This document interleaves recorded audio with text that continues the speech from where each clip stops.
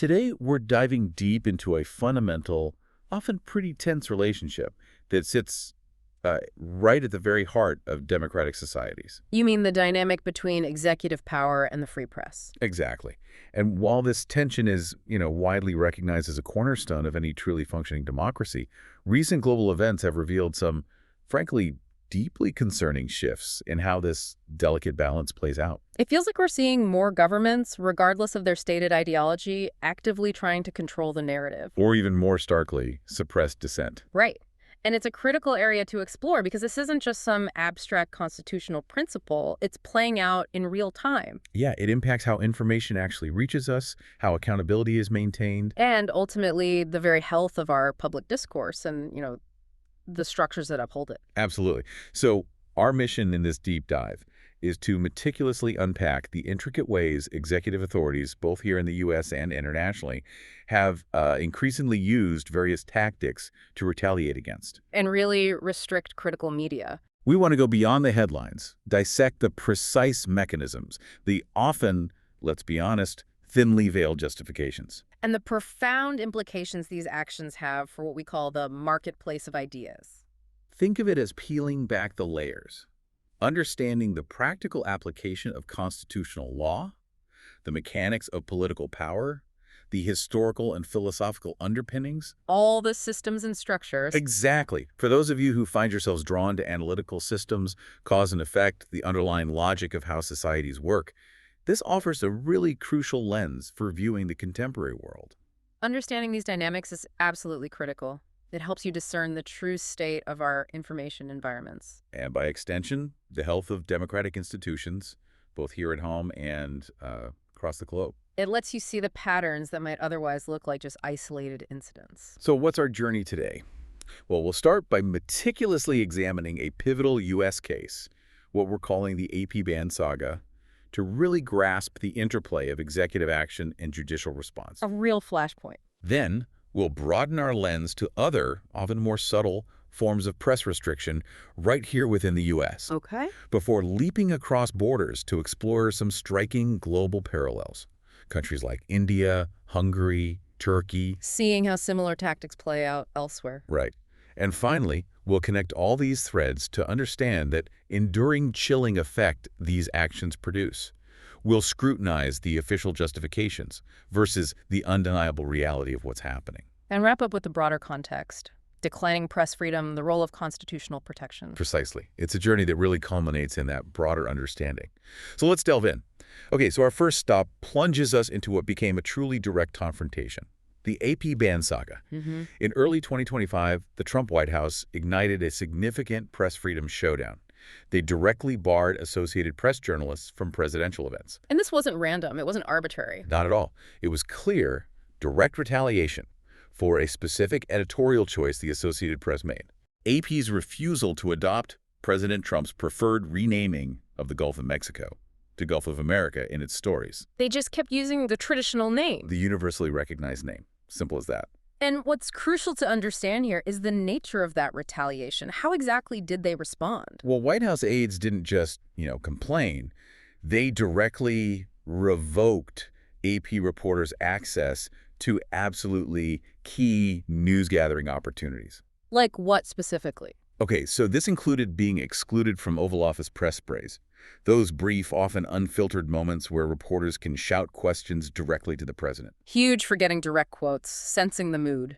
And perhaps even more significant, they were barred from Air Force One travel. Which is prime territory for journalists. Building relationships, gathering insights, observing the president off script, so to speak. Absolutely. This effectively sidelined one of the world's largest, most influential news agencies. It wasn't a small thing. It was a strategic move to cut off their access. Cut them off from the source. The immediate pushback was palpable, too. This wasn't some quiet internal dispute. No, it spilled out into the open pretty quickly. We saw visible signs of dissent, like a sign appearing in the press room that just read, "We stand with AP." Solidarity. And rapid vocal condemnation from prominent press freedom groups, other media outlets. It was a chorus. So this event really served as a stark preview, didn't it, of how an executive authority might try to discipline the media. while simultaneously pretending to follow the rules or norms. Right. It raised huge alarms about the very boundaries, the practical application of First Amendment protections. So beyond just the general idea of free press, what specific First Amendment principles were really, truly at stake here? Well, this goes right to the core of what the First Amendment, particularly the Press Clause, is designed to prevent. The main principle here is viewpoint discrimination. Explain that a bit more. Okay, so the First Amendment ensures the government cannot restrict speech or, in this case, access to information based on the specific message or perspective being conveyed. So it's not about whether the government likes what the press says. Exactly. It's about whether it can punish the press for saying it or for not saying what the government wants it to say. Like refusing to use Gulf of America. Precisely. Huh. By revoking access because AP wouldn't adopt that specific government-mandated term, the White House was directly engaging in viewpoint discrimination. They were basically saying, use our words or you're out. That's it. And that fundamentally undermines the whole idea of an independent press, which is meant to report facts and use its own editorial judgment, not just echo the government line. That makes perfect sense. And the judicial response, well, it was swift and pretty decisive. It was. In April, just a few months later, U.S. District Judge Trevor McFadden, and it's important to note he was himself a Trump appointee, issued a preliminary injunction. Mm-hmm. Can you walk us through what a preliminary injunction actually means in this legal context?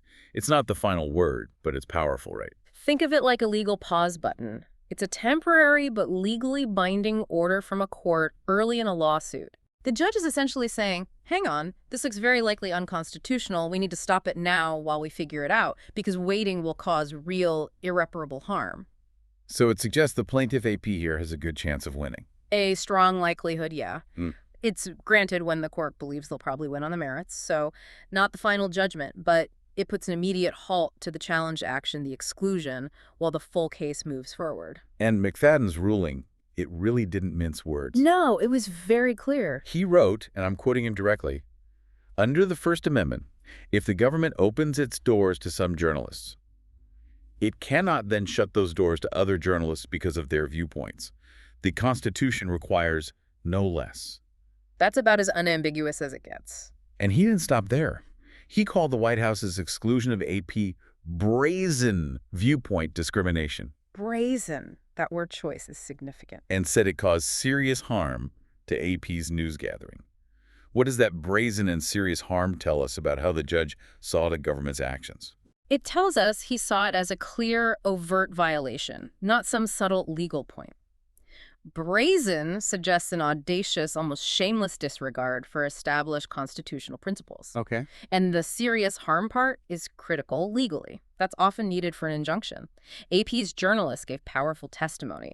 They said being shut out left them dead in the water on major stories. Wow. Imagine that.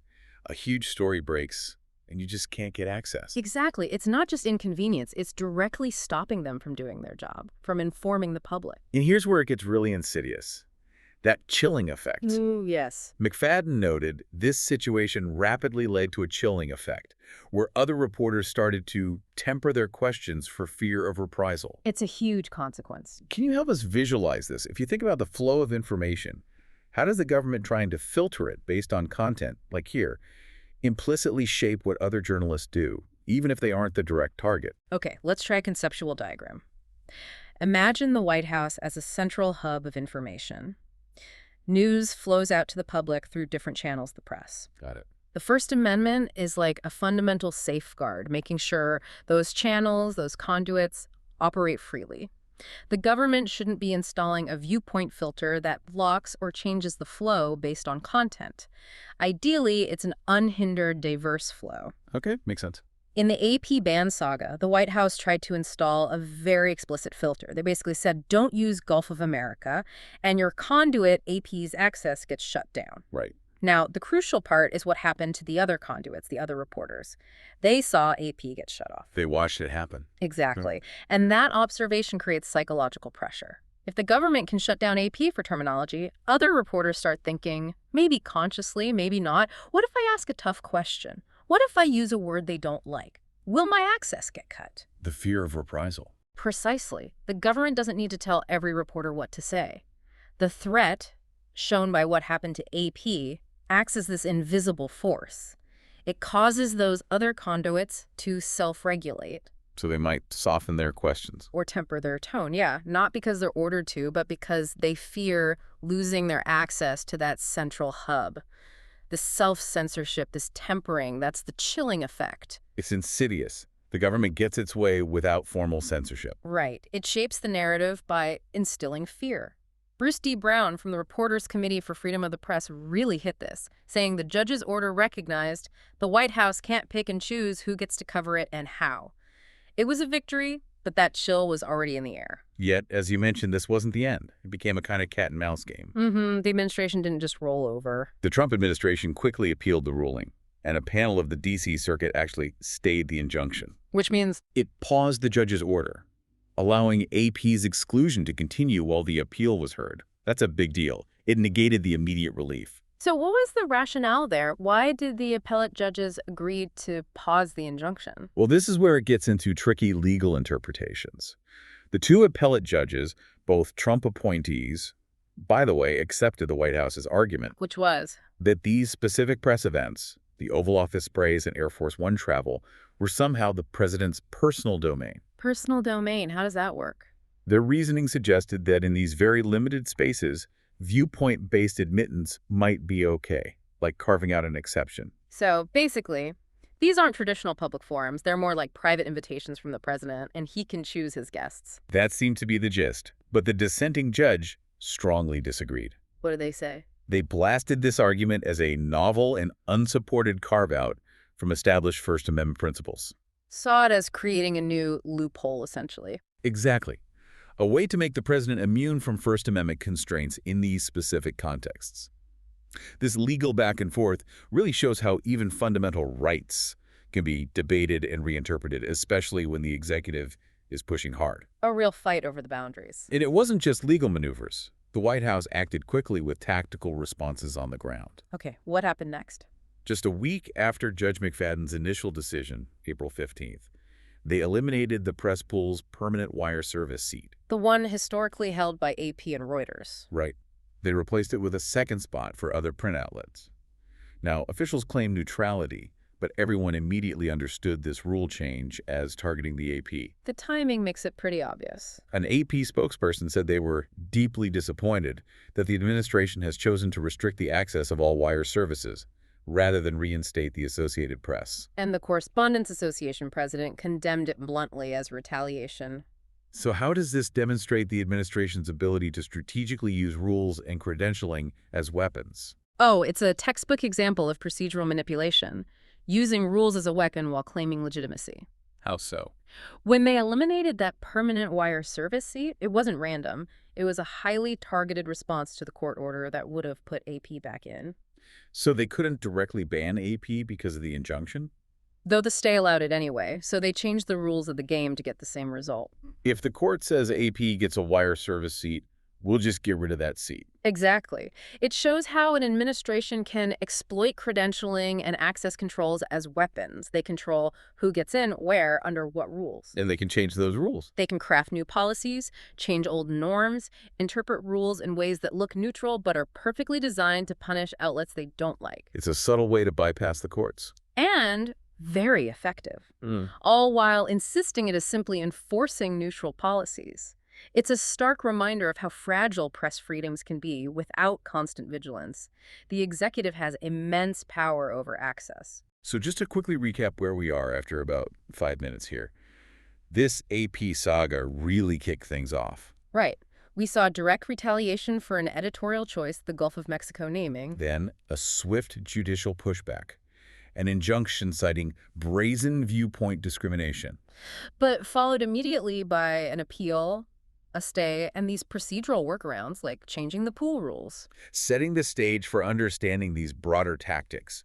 Okay, let's pull back for a second and crystallize the key takeaways from this whole AP ban saga. What are the absolute core points we need to remember? Well, first, obviously, the saga itself. Direct retaliation for an editorial choice, refusing to say Gulf of America. Right, the trigger was specific content. Then the judicial intervention, that preliminary injunction ordering AP back in, explicitly calling the ban brazen viewpoint discrimination, a strong defense of the First Amendment, at least initially. And we have to remember the impact, that chilling effect. Absolutely. The testimony from AP journalists about being dead in the water, and crucially how other reporters started self-censoring, fearing they'd be next. Then came the countermove. The executive circumvention. The administration appealed, got the stay, and then cleverly eliminated that dedicated wire service pool seat to effectively bypass the court order. Which highlights the final point.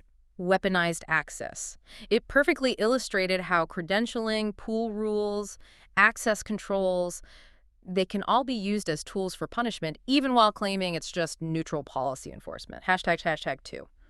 Broader evidence of retaliatory press restrictions. U.S. Okay, so the AP ban saga was definitely the most high-profile clash, but it wasn't just a one-off incident, right? No, not at all. It really fit into a much larger pattern of the administration showing hostility towards critical media.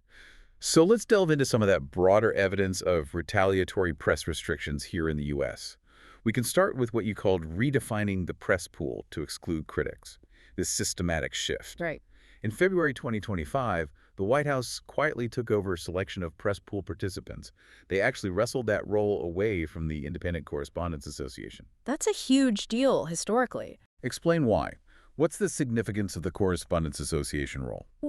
Historically, the White House Correspondents Association, an independent group of journalists, managed the press pool. This wasn't just bureaucratic. It was a key mechanism for ensuring independence and impartiality in press access. How so?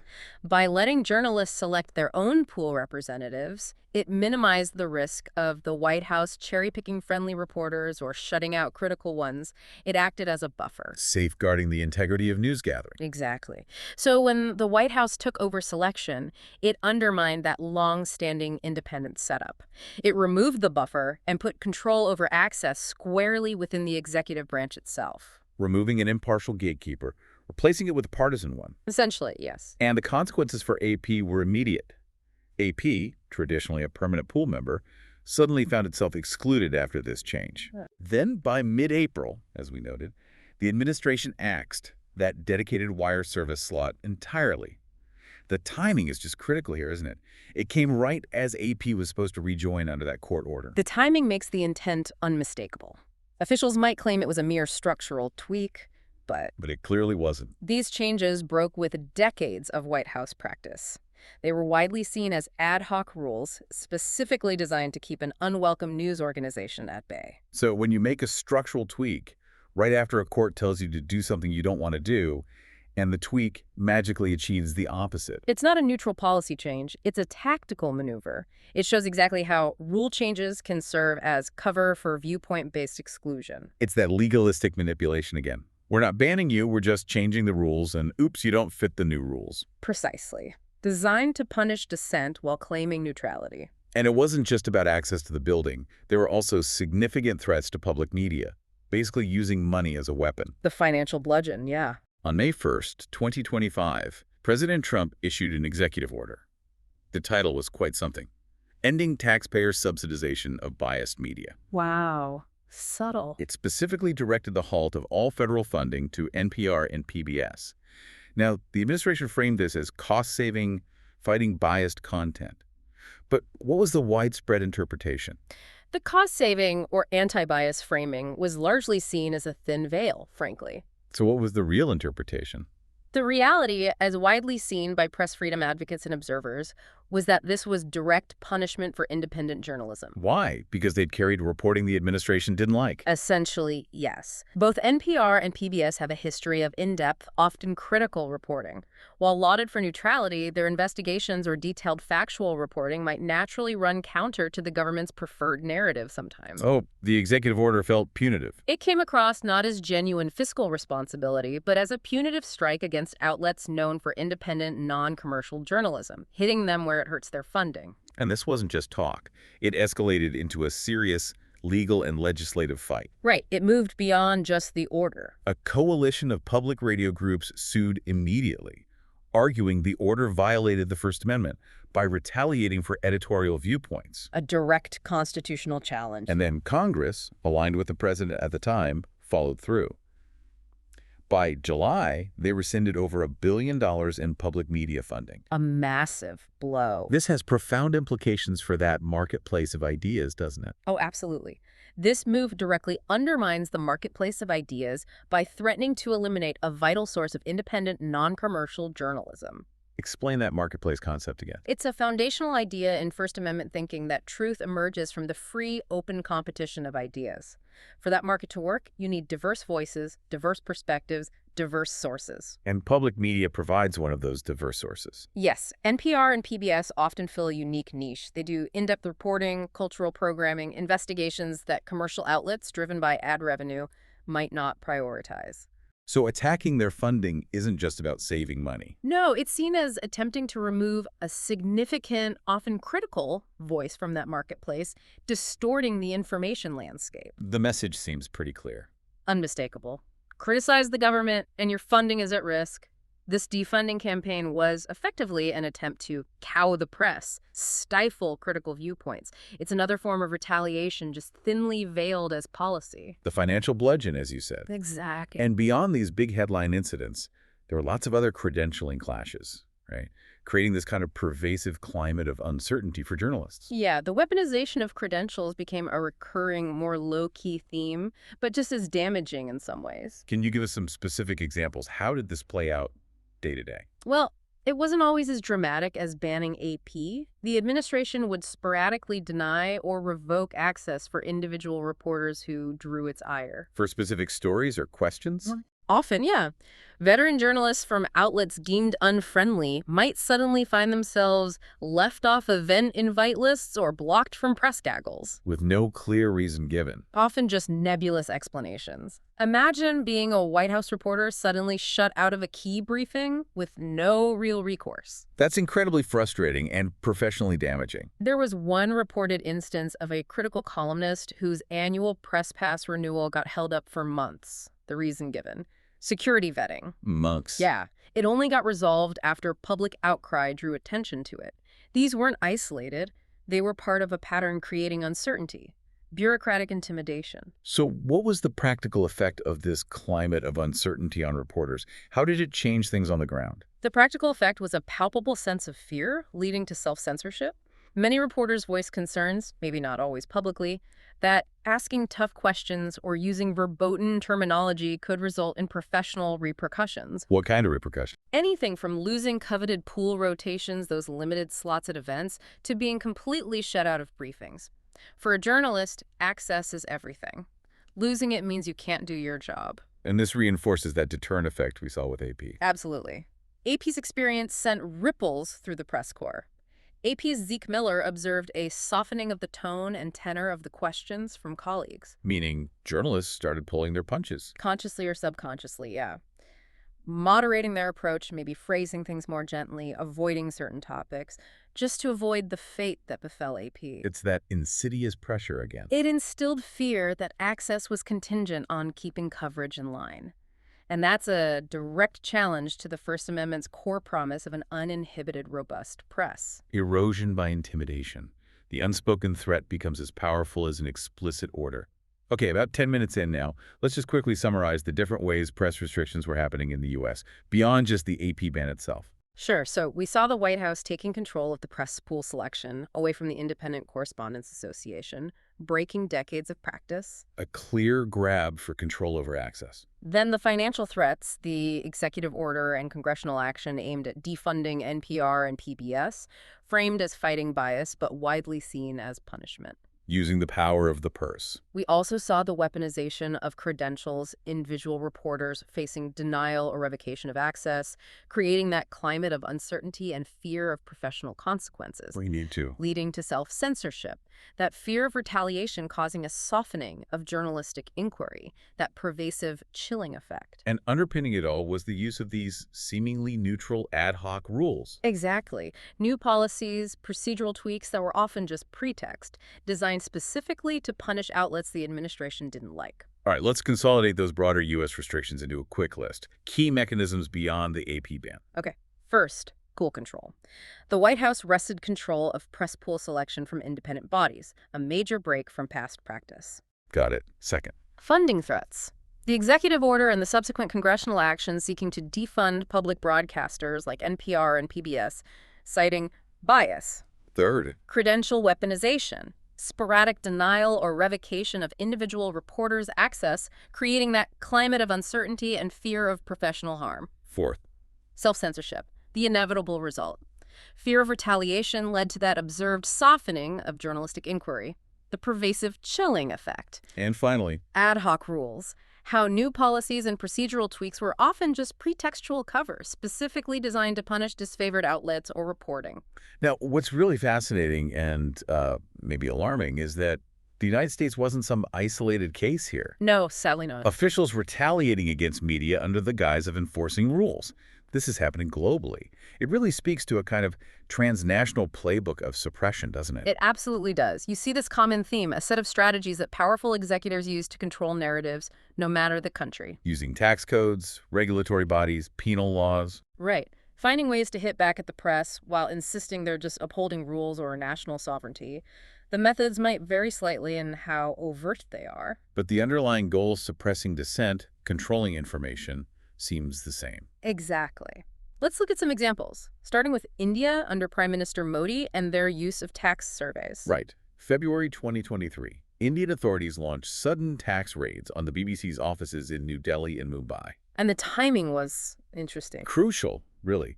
It happened just weeks after the BBC aired a documentary highly critical of Prime Minister Modi, looking into his role in past sectarian violence. So officials insisted these were just legitimate surveys about alleged tax irregularities, standard procedure, they claimed. But what was the reality, according to press freedom groups? And how did this become an international symbol? Well, the official justification of tax irregularities was, to most observers, a pretty transparent pretext. Because of the timing. Exactly. Press freedom advocates slammed the raids as a blatant affront to freedom of expression, precisely because they were so clearly linked to critical reporting. And the raids themselves were intrusive. Very. Tax agents seized journalists' devices, cloned data. Police physically barred staff from entering or leaving. This wasn't a routine audit. It felt like an intimidation operation. Designed to send a message. Clearly, the pretext of financial scrutiny fooled few observers. It was widely seen as direct retaliation, executed under color of law. Meaning using legal tools for an illegitimate purpose. Precisely. And the BBC raid became an international symbol of how a democratic government can intimidate journalists through nominally legal means. It showed how a state agency, like a tax authority, can be weaponized. Part of a broader pattern under Modi. Yes, using various state agencies, tax authorities, police, regulators to pressure media outlets that challenge the official narrative. Okay, from India, let's shift to Hungary, where Prime Minister Viktor Orban's government seems to have, as the source puts it, perfected the art of legalistic media control. It's a very sophisticated model in a worrying way. A key instrument there is the Hungarian Media Council. Describe this body and its role in Orban's strategy. Well, the Hungarian Media Council sounds independent, like a standard regulator. But the crucial point is that it's packed with Orban loyalists. Its main job is overseeing broadcast licenses, which means it controls who gets to run a radio or TV station. And that's where the legalistic control comes in. Exactly. Instead of just banning critical media outright, which looks bad internationally, Orban's government uses this council to enforce rules selectively. It creates a system where dissent can be dismantled without appearing to directly violate basic freedoms. And a prime example was the fate of Club Radio. Club Radio, yes. In 2020, the council refused to renew its license. This was one of the country's last really independent radio stations. And the official reason? They cited minor regulatory offenses, things like filing paperwork late. Sounds like a very thin fig leaf, as the source says. Absolutely. While those minor offenses were the official excuse, the undeniable reality was Club Radio's consistent, critical coverage of Orban's government. So they enforced minor rules with extreme prejudice against a critical voice.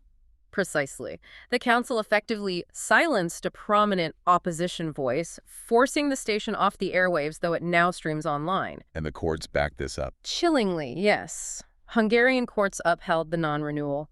Orban himself just dismissed EU criticism, claiming the law was applied fairly. It shows how legal systems can be influenced to rubber stamp political moves. And as part of a broader trend there, one by one, independent outlets have been shuttered or acquired by pro-government owners, leading to this slow strangling of media pluralism. The warning seems stark. It is. When an executive's allies control press credentials and licenses, dissenting media can be dismantled without ever formally outlawing them. It's a slower, more legalistic suffocation. Truly chilling. Okay, finally, let's turn to Turkey. President Recep Tayyip Erdogan's government is, frankly, infamous for prosecuting journalists on spurious charges. Turkey is a very direct, often brutal example. How has Erdogan weaponized laws like anti-terror and defamation laws over the last decade? What's the scale here? He has systematically turned these laws into powerful tools for jailing critics. The scale is alarming. How many? At least 131 journalists were detained since 2014, with over 40 convicted. The charges range from spreading terrorist propaganda to the vague crime of insulting the president. So just publishing uncomfortable truths can land you in court. Or prison, yes. Journalists who revealed government missteps or exposed corruption have found themselves accused of supporting outlawed groups or slandering officials. These charges carry heavy sentences. And how does Erdogan's administration defend these actions versus what rights groups observe? The administration insists no one is above the law. They argue these prosecutions are legitimate measures against security threats or slander, not attempts to muzzle the press. It's framed as upholding the rule of law. But the pattern suggests otherwise. Human rights observers consistently point out that the pattern of arrests closely tracks critical reporting. The people targeted are overwhelmingly those challenging the official narrative or exposing sensitive information. It led to Turkey being called the world's biggest prison for journalists by 2018, a dubious distinction achieved by weaponizing the courts to criminalize journalism. Has it eased at all? The mass incarcerations have eased slightly, but the threat remains constant through judicial harassment. Endless trials, travel bans, police raids, these continue to plague reporters who cross Erdogan. So what's the takeaway from the Turkish case? It exemplifies direct retaliation disguised as law enforcement. Dissenting journalists are simply treated as criminals. Press freedom really only survives there to the extent that courts, sometimes, and international pressure can constrain the executive's hand. It's a stark look at what happens when the legal system itself becomes the weapon. Okay, about 15 minutes in, let's quickly recap these global tactics. We're seeing a convergence, right? Absolutely. A convergence of methods, all veiled as legitimate legal processes. In India, we saw financial pressure. Those tax raids on the BBC used as direct retaliation for a critical documentary disguised as financial scrutiny. Right. Then in Hungary, regulatory capture. That media council packed with loyalists using minor licensing offenses to silence the independent Club Radio, a clear example of media capture through legalistic means. And Turkey represents the most overt form, outright criminalization of journalism. Using anti-terror and defamation laws to jail critical reporters en masse, leading to trials and constant harassment. And the common thread. The common thread is suppression under the color of law, claiming legality or neutrality while actually targeting editorial viewpoints critical of the government. It's a global playbook. All right, let's boil down those global parallels. Key takeaways from India, Hungary, and Turkey. Okay. First, the global convergence. These retaliatory tactics echo across borders. Governments are using legal pretexts to stifle the press. It's not isolated. Second, India. India. The tax raids on the BBC offices served as direct retaliation for that critical documentary, clearly disguised as simple financial scrutiny, using state agencies. Third, Hungary. Hungary. The media council, packed with loyalists, used minor licensing offenses to silence independent Club Radio, a prime example of media capture through regulatory control. Fourth, Turkey. Turkey. Weaponizing anti-terror and defamation laws to actually criminalize journalism, leading to mass arrests and endless trials for critical reporters, treating journalists as threats. And the overarching theme. The legal guise. In all these cases, the suppression happened under the color of law. Officials claimed legality or neutrality, while the real target was clearly editorial viewpoints they disliked. #4. Even when courts intervene, the chill remains. Now, what's encouraging, at least sometimes here in the United States, is that American courts have, so far, seemed willing to check the most egregious press retaliations. We saw that in the AP case. Right. The judiciary's intervention was relatively quick, pretty unequivocal in affirming that viewpoint-based punishment violates the First Amendment. That's a powerful statement. It is a vital check. But there's a crucial caveat here, isn't there? Legal relief, while absolutely crucial, it only goes so far. That's the paradox we keep bumping up against. A judicial win is essential for the law, but it can't always undo the practical damage already inflicted. What kind of practical damage are we talking about in the AP case, even after the initial win? Well, by the time the judge ordered AP's reinstatement, they'd already missed weeks of critical news moments. Their competitors had gotten a jumpstart by being there. And the message sent. More importantly, the message had already gone out to all reporters. Challenging the White House's edicts could cost you access. That's hard to erase. Plus, the fight wasn't over with the first ruling. Exactly. The administration's immediate appeal and procedural delays meant AP's full access wasn't quickly restored, even with the injunction. This uncertainty effectively prolonged the punishment. So even temporary retaliation, or just the threat of it, can have a lasting impact. Absolutely. The legal system just moves slower than the news cycle. That creates a gap where harm can persist even if you eventually win in court. Which brings us back, again, to that insidious chilling effect. As you said, it's not something a court order can just magically fix. No, it lingers. How does this effect manifest among other journalists, the ones not directly targeted? And how does it stick around long after the legal case is resolved? Its insidious nature is really in its indirect influence. Other journalists see what happened to AP. They don't need a direct warning. The example is powerful enough. So they might change their behavior. They might moderate their reporting or hesitate before using language that could provoke the ire of those in power. It might not even be a fully conscious decision to self-censor. More like a subtle recalibration. Yeah, a recalibration of their approach to avoid potential professional blowback. We heard from AP correspondents like Zeke Miller, who observed colleagues softening their questioning of President Trump afterwards. Whether they realized they were doing it or not. Right. Consciously or subconsciously avoiding the fate that befell AP. So it's a kind of behavioral modification driven by perceived risk. Precisely. And it extends beyond individual reporters, too. News organizations themselves might think twice about stories that could spur a backlash, like funding cuts or credential pulls. The institutional calculation changes. If a story, however true and well reported, could lead to losing vital access or facing existential financial threats like NPR and PBS did, the calculus for pursuing that story might shift. And this is what we mean by self-censorship. It's a silent, enduring consequence of high-profile retaliation. Even if AP ultimately prevails legally, the broader press corps has witnessed the lengths to which the government was willing to go, and that memory may temper aggressive journalism long after the case is over. The fear, once planted, is hard to uproot. Very difficult. So we end up with this paradox. We have robust legal protections written down.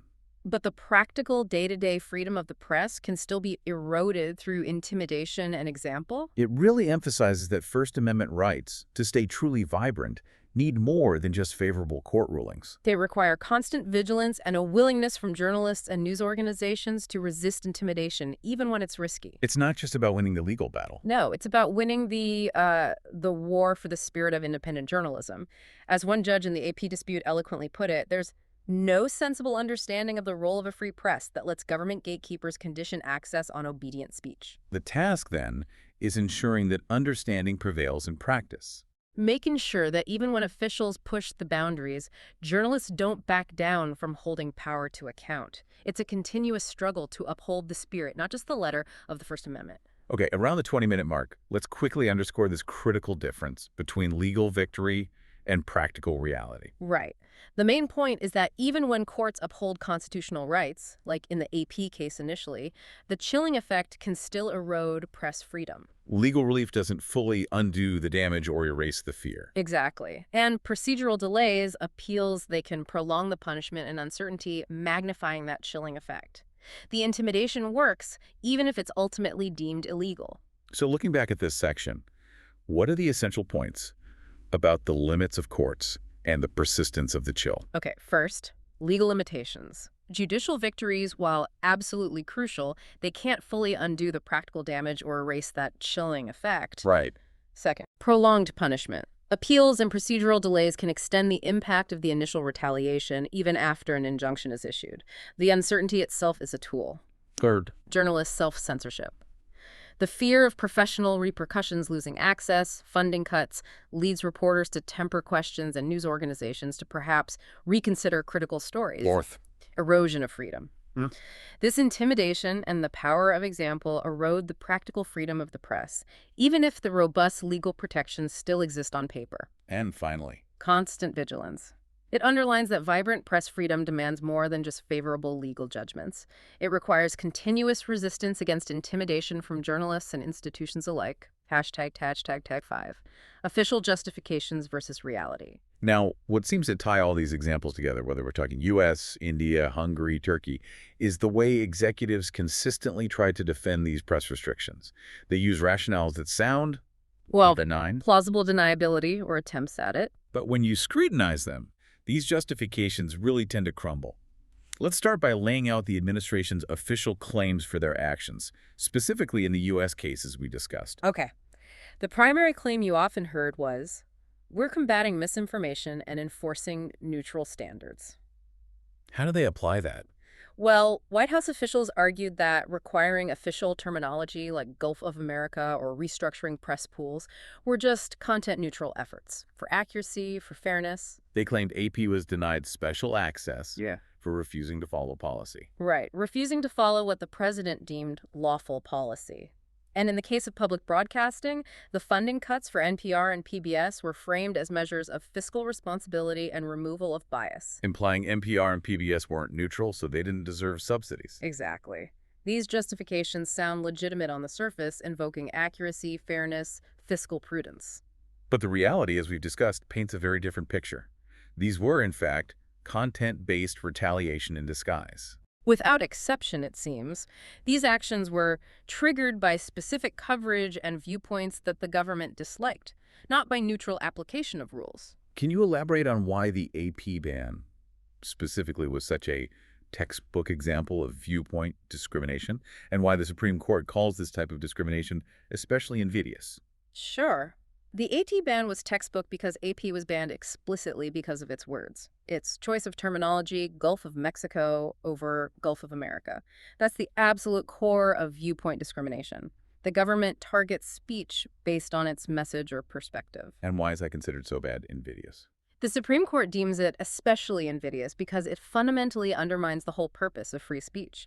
If the government gets to pick and choose which viewpoints are acceptable, it destroys the free marketplace of ideas. Like a government-controlled market instead of a free one. Exactly. It acts like a poison in the information flow, corrupting public discourse by letting the government manipulate the range of acceptable ideas. It limits the public's ability to understand reality from multiple perspectives. And those neutral press pool changes we talked about. The timing revealed the pretext. Precisely.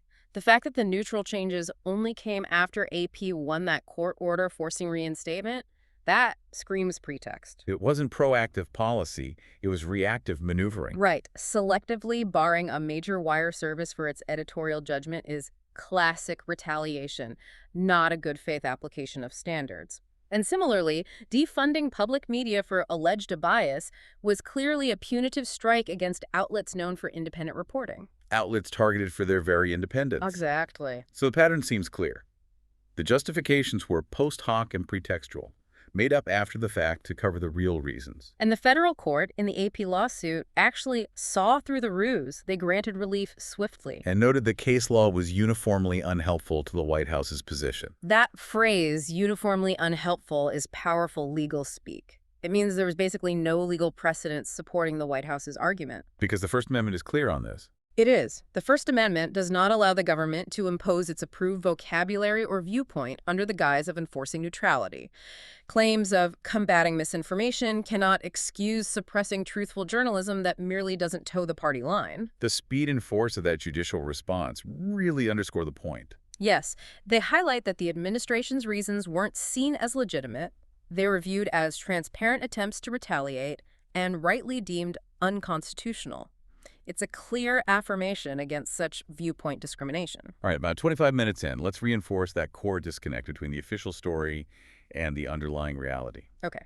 The key is that governments often use benign-sounding justifications, combating misinformation, enforcing neutral standards, fiscal responsibility. But in reality, the actions are triggered by specific coverage or viewpoints they dislike. Right. The AP ban was a textbook example of viewpoint discrimination, which courts see as invidious because it poisons that marketplace of ideas. And those neutral policy changes or funding cuts They were demonstrably punitive strikes against independent journalism, revealing the pretextual nature of the official justifications. And crucially, the courts, at least in the AP case, saw through the ruse. Affirming that the First Amendment doesn't let the government impose its preferred viewpoints under the guise of neutrality, the justification didn't hold up to scrutiny. Okay, let's recap the key points contrasting official justifications and the reality. First, the official narrative. Justifications often included things like combating misinformation, enforcing neutral standards, ensuring fairness, or achieving fiscal responsibility sound reasonable on the surface. But the underlying reality. The actions were consistently triggered by specific coverage or viewpoints the government found unfavorable, not neutral application of rules. Specifically, viewpoint discrimination. The AP ban was called a textbook example, deemed invidious by courts because it poisons the marketplace of ideas by letting the government favor certain views. And the pretextual actions. Things like the neutral policy changes or the funding cuts targeting public media were demonstrably punitive strikes against independent journalism, revealing the justifications as pretext. Finally, the judicial insight. Courts, certainly in the AP case, quickly saw through the ruse, affirming that the First Amendment does not permit the government to impose its approved viewpoints under the guise of enforcing neutrality or accuracy. Okay, now let's zoom out one last time and place everything we've discussed into its broadest context. Starting with the bedrock principle itself. First Amendment protection in the U.S. The foundation for all of this. The First Amendment broadly protects freedom of speech and of the press. It forbids the government from making laws or taking actions that abridge journalists' rights to report and speak. What does this core principle mean for how officials should generally interact with news outlets? Well, this constitutional guarantee means that officials, generally speaking, cannot exclude or punish news outlets for coverage they don't like without running afoul of fundamental liberties. It's a fundamental restraint on government power. Exactly. The whole idea is that an independent press acts as a watchdog on government, holding power accountable. For that watchdog to work, it needs to be free from government interference or punishment for its reporting. Which is why viewpoint discrimination is so problematic. It's the direct opposite of what the protection aims for, which is a diverse, uninhibited public discourse. And yet, despite this bedrock principle, we're seeing a concerning trend. A decline in U.S. press freedom. Reporters Without Borders World Press Freedom Index ranked the U.S. 57th out of 180 countries in 2025. 57th. That's not great for the U.S. No, it reflects an erosion in the environment for independent journalism.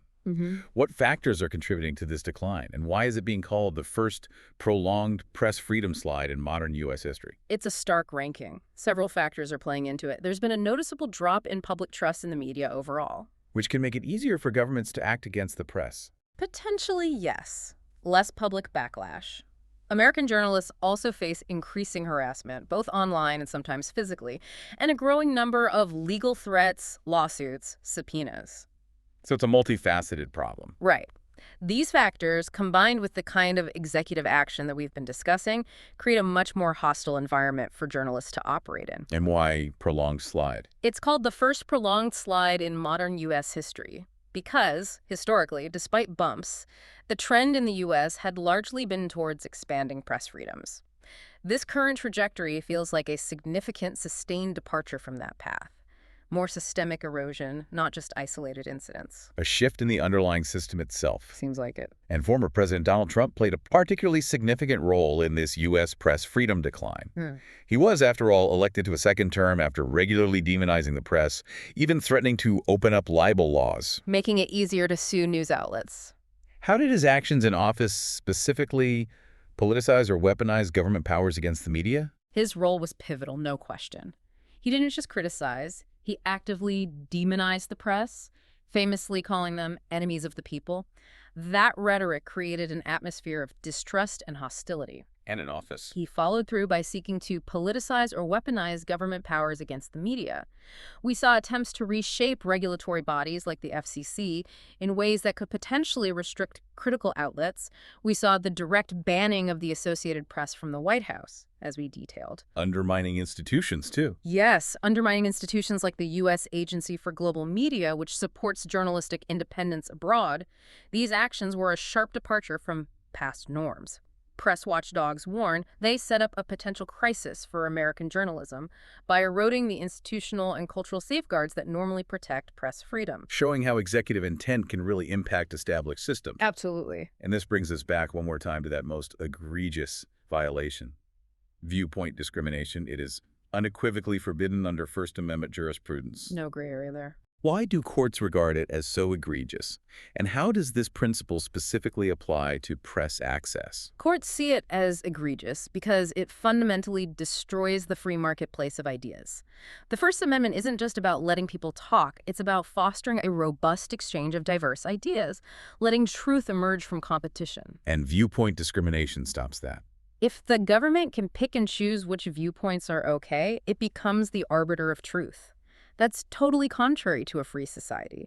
The government shouldn't be manipulating public opinion by suppressing ideas it doesn't like. And for press access specifically. It means if officials make a public forum or government information available to some reporters, they cannot deny it to others solely for having disfavored editorial viewpoints. That was the heart of the AP case. Exactly. And it remains a cornerstone of constitutional free press protections. Access to information, which is critical for citizens, can't be conditioned on whether you agree with the government. And what's truly sobering, as we've explored throughout this, is that press freedom abuses often cross borders. We see this transnational playbook of press suppression. The echoes are undeniable. How do the tactics we've seen used in the U.S. echo strategies from more authoritarian places? And what does this convergence mean globally? The parallels are striking and deeply concerning. Tactics used here echo strategies seen in more authoritarian contexts. Using legal pretexts, tax laws like in India, licensing rules like in Hungary to harass outlets, labeling critical reporters as security threats like in Turkey. Methods refined in less democratic regimes. And now worryingly adapted by American officials.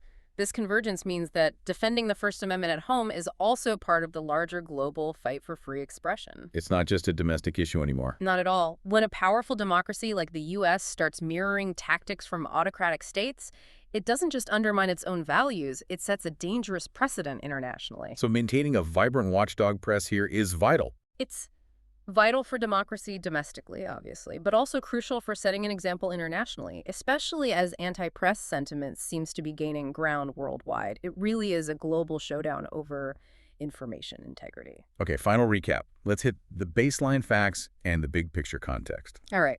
First, the First Amendment broadly protects press freedom, absolutely forbids viewpoint-based punishment by the government, the bedrock. Second, the U.S. decline.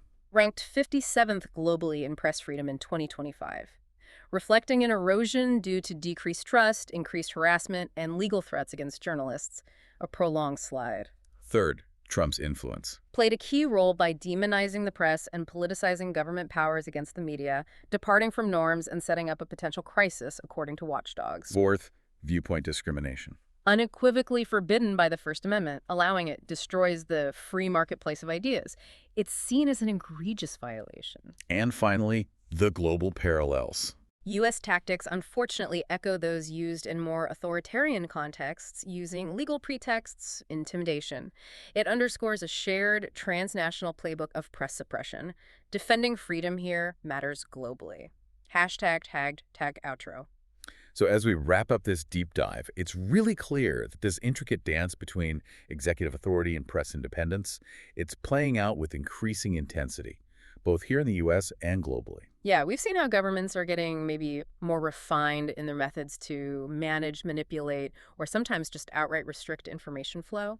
Often using that guise of neutrality or security, the common thread seems to be this strategic, systemic effort to control the narrative. And this isn't just a theoretical challenge for lawyers or journalists, right? It impacts everyone. These mechanisms, justifications, the implications, they're becoming more subtle maybe, but also more powerful.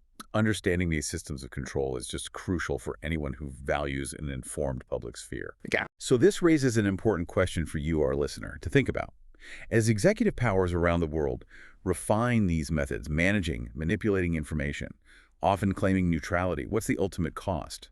The long-term cost to informed citizenry. And maybe more profoundly, in this interconnected world we live in, how does the erosion of press freedom in one country ripple outwards? How might it influence the very mechanisms of truth and accountability across borders? What role do we play?